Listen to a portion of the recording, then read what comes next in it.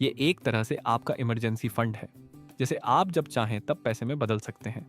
आज के टाइम में आपको फिजिकल गोल्ड के अलावा गोल्ड बॉन्ड्स और डिजिटल गोल्ड में भी इन्वेस्ट करने का ऑप्शन मिलता है। ये ये भी तरीका बहुत ज़्यादा बढ़िया सुरक्षित है एसेट है और गाइस, आपको तो आप स्टोरेज लोग की ट्राई टेंशन कर भी नहीं सकते हो रहती। एसेट को। और हाँ, गोल्ड महंगाई से लड़ने का एक मजबूत हथियार है।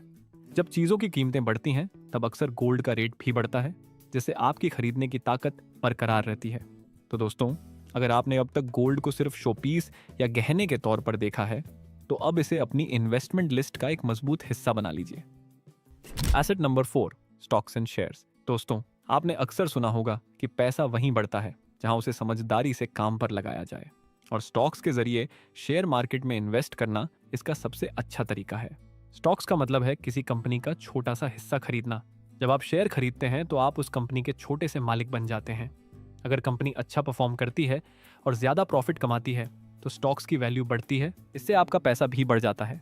हाँ, ये सच है कि शेयर मार्केट में उतार चढ़ाव आते रहते हैं, लेकिन अगर आप सही कंपनी चुनकर पेशेंस से लंबे समय तक टिके रहते हैं तो यही उतार चढ़ाव धीरे धीरे आपको बड़ा रिटर्न दे देते हैं। आज के ज़माने में स्टॉक्स में इन्वेस्ट करना बहुत ही आसान है। मोबाइल ऐप्स से आप सीधे स्टॉक्स खरीद सकते हैं या फिर एसआईपी और म्यूचुअल फंड्स के जरिए छोटे छोटे अमाउंट से शुरुआत कर सकते हैं। याद रखिए, स्टॉक्स कोई जल्दी अमीर बनने का शॉर्टकट नहीं है।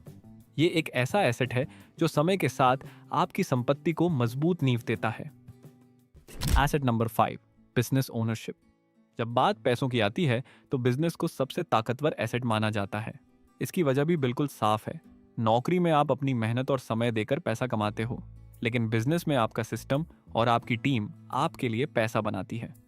सोच कर देखिए, अगर आपका एक छोटा सा दुकान है या ऑनलाइन बिजनेस भी शुरू करते हो तो धीरे धीरे वो आपके लिए लगातार इनकम का जरिया बन सकता है।